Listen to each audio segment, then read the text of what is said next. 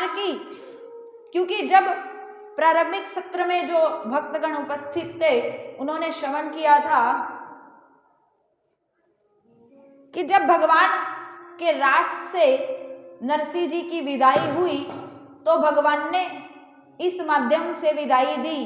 भगवान ने ये कहकर विदाई दी कि बेटा, जब जब तुम्हारे जीवन में प्रतिकूलता आएगी, जब जब संकट आएगा, तुम मुझे भाव से पुकारोगे, केदारा राग देकर मेरा नाम स्मरण करोगे, इस वीणा पर जाकर मेरा नाम गाओगे, मेरा कीर्तन करोगे, तो बेटा तुम्हारी हर प्रतिकूलता में, चाहे मुझे कितने भी व्यस्तता क्यों ना हो, चाहे मैं किसी भी कार्य में क्यों ना व्यस्त रहूं, परंतु जैसे ही तुम पुकारोगे मैं दौड़कर आऊंगा। और उसी वचन को निभाने के लिए भगवान बार बार नरसिंह जी के जीवन में आकर उनकी सहायता कर रहे हैं, ताकि वो हम जैसे संसारिक जीवों को बता सकें भक्ति का क्या महत्व है, नाम जप का क्या महत्व है, कथा का क्या महत्व है। जिन नरसिंह जी ने भगवान का इतना नाम जप किया, संकीर्तन किया, कथा श्रवण की, उन नरसिंह जी के जीवन में भगवान ने बार बार उनकी लज्जा को बचाया है। तो भगवान हमें संकेत दे रहे हैं, जब हम लोग भी भगवान की कथा श्रवण करेंगे, संकीर्तन का गायन करेंगे, तो हम पर भी कभी ना कभी तो कृपा होगी ही, कभी ना कभी तो उसकी कृपामयी निगाहें हम पर पड़ेंगी। वैसे तो कृपा तो बरस रही है, तभी तो यहाँ प्रयागराज क्षेत्र में पूज्य महाराज जी की अध्यक्षता में हम यहाँ संगम के किनारे आकर विगत 5 दिनों से भक्तमाल कथा श्रवण कर रहे हैं। तो ये कृपा नहीं है तो क्या है। ऐसे भी कई लोग हैं जिन्होंने टिकटें कराकर रख दी थी 6-6 महीने पहले, लेकिन समय आने पर कोई ऐसी विपरीत परिस्थिति हो गई, नहीं पहुंच पाए, नहीं गंगा मैया का स्नान हो सका, संगम किनारे नहीं आ सके। और मैं तो अपने आप को भाग्यशाली मानती हूं, जैसा मैंने पूर्व में भी कहा कि पूज्य महाराज जी की आज्ञा से यद्यपि कथा की कोई हमारा यहाँ कथा का भाव नहीं था कहने का, परंतु महाराज जी की आज्ञा को ही शिरोधार्य करते हुए यहाँ कथा की भूमिका बन पाई। और भूमिका भी ठाकुर जी भक्तों की परीक्षाएं लेते रहते हैं। 2 दिन पूर्व ही निश्चित हुआ आना।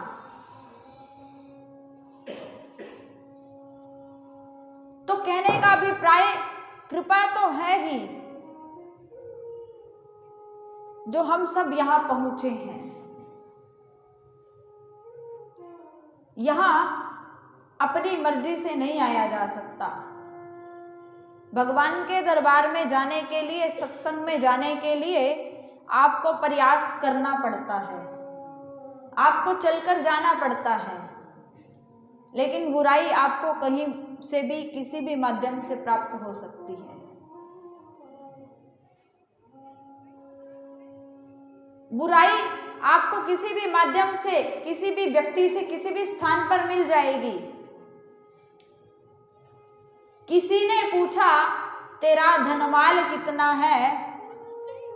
जब आप संसारिक व्यक्तियों से मिलेंगे, जब परिवार वालों से मिलेंगे, तो आपस में यही चर्चा होती है, तेरी बहू कैसी है, तेरा बेटा कैसा है, व्यापार धन सब कैसा है। किसी ने पूछा तेरा धनमाल कितना है, किसी ने पूछा तेरा परिवार कितना है, पर किसी ने ये ना पूछा कि तेरा प्रभु से प्यार कितना है। ये पूछते हैं तो भगवत रसिक पूछते हैं, ये पूछते हैं तो संत पूछते हैं कि बेटा वर्ष में एक माघ महीने में ही यहाँ संगम किनारे इतना बड़ा उत्सव होता है और आप उसमें भी नहीं आते। कुछ लोगों को मैंने ऐसा भी देखा कि 4-4, 5-5 वर्ष व्यतीत हो जाते हैं, अपने गुरुदेव का दर्शन करने के लिए भी नहीं पहुंच पाते। लेकिन मैंने रसिकों से श्रवण किया है कि यदि आपने अपने जीवन में गुरु धारण किया है, आपने दीक्षा ग्रहण की है, तो हो सके तो दिन में एक बार अवश्य अपने गुरु का, इष्ट का दर्शन करें।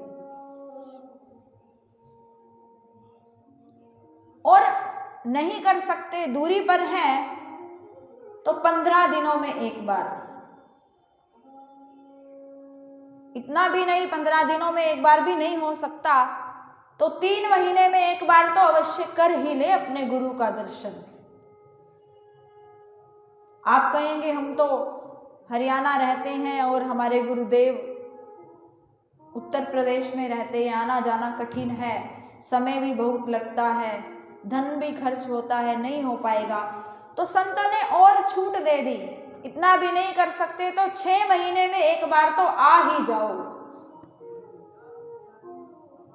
और यदि 6 महीने में भी नहीं कर सकते तो मन से ही बैठकर गुरु का स्मरण अवश्य कर लेना और साल में एक बार, वर्ष में एक बार अपने गुरु का दर्शन अवश्य किया करो। वर्ष का हमारे गुरुदेव सुनाया करते हैं, एक वर्ष में 3 महीने, 9 महीने आप घर का काम करो, जिम्मेवारियां निभाओ, नौकरी करो, बच्चियों का ध्यान रखो, जो आपका कर्तव्य है आप निभाओ। लेकिन जो ये 3 महीने हैं एक वर्ष में, 9 महीने आपने अपने घर गृहस्थी को संभाला, जो शेष 3 महीने बचे वो शेष 3 महीनों का सदुपयोग करो। उन 3 महीनों में आप तीर्थ यात्रा करो, भगवत धाम में प्रस्थान करो, कथा श्रवण करो। क्यों करें? कई लोग प्रश्न कर देते हैं, क्यों करें, ऐसा करने से क्या होगा? देखिए, एक सुंदर सा उदाहरण संतों के द्वारा दिया गया। जिस प्रकार आजकल हम वैज्ञानिक युग में चल रहे हैं, विज्ञान ने इतनी तरक्की कर ली है, चलता फिरता कंप्यूटर प्रत्येक व्यक्ति के हाथ में है। आप समझ गए होंगे, मैं मोबाइल की ओर इशारा कर रही हूं। चलता फिरता कंप्यूटर, आप इसका उपयोग सुबह से लेकर शाम तक करते हैं, बात करने में, नेट चलाने में, कथा सुनने में, भजन सुनने में, आप इसका उपयोग सुबह से लेकर शाम तक करते हैं। 2-4 घंटों में आपके फोन की बैटरी जो है वो लो पड़ जाती है, पड़ती है या नहीं? बोलिए ना। जब आप इस फोन से पूरा दिन काम लेते हैं तो आपके फोन की बैटरी जो है वो धीरे धीरे मध्यम होने लगती है, कम होने लगती है। जब कम होने लगती है तो फिर क्या करते हैं, आप उसे फिर से चार्जिंग पर जोड़ देते हैं, फिर वो फुल हो जाती है और आपका कार्य निरंतर चलता रहता है। तो संत ठीक इसी प्रकार कहते हैं कि संसारिक कार्यों को करते करते आपकी सात्विक जो ऊर्जा है वो जब मध्यम होने लगती है, जैसे ही मध्यम होने लगे उससे पूर्व ही जाकर संतों का, भगवत रसिकों का दर्शन कर लो, ताकि आपकी भजन की जो लाइन है, भजन की बैटरी है, वो कभी लो ना हो पाए।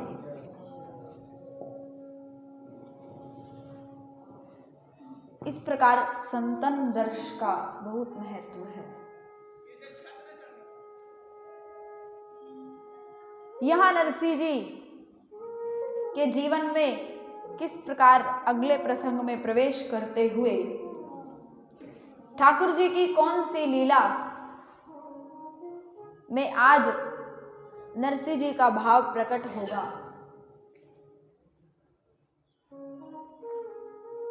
बड़नगर के धनवान सेठ है मदन राय।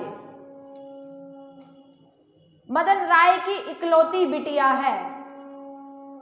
विवाह नहीं हो पा रहा था बिटिया का, अनेक घर देख लिए लेकिन कोई भी लड़का पसंद नहीं आया।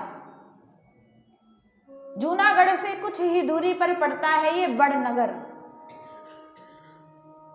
सेठ का नाम है क्या? मदन राय। सेठ का क्या नाम है? मदन राय। इकलौती बिटिया जिसके विवाह के लिए वो वर की तलाश कर रहे हैं। राधे राधे। अपनी बिटिया के लिए वर की तलाश में लगे हैं। जब नहीं ढूंढ पाए तो किसी ने कहा, देखिए सेठ जी, जूनागढ़ में ब्राह्मणों के काफी परिवार हैं। अपने यहाँ नगर में, इस बड़े नगर में यदि बिटिया के लिए उचित वर नहीं प्राप्त हो रहा तो आप जूनागढ़ जाकर बिटिया के लिए उचित वर की तलाश क्यों नहीं करते? तो इस मदन राय ने अपने पंडित जी को भेजा। पहले के समय में जिस प्रकार आजकल हम विवाह ना हो रहा हो बच्चों का, बच्चियों का, तो मीडियोकर का सहारा लेते हैं, बिचौलिए का सहारा लेते हैं या नहीं? उसके लिए उस बिचौलिए को मध्यम बनाया जाता है, जिससे वर पक्ष वाले वधू से जुड़ जाते हैं और वधू पक्ष वाले वर पक्ष से जुड़ जाते हैं, और फिर जब आपस में जुड़ाव होता है तो विवाह का मंगलमय कार्य संपन्न हो जाता है।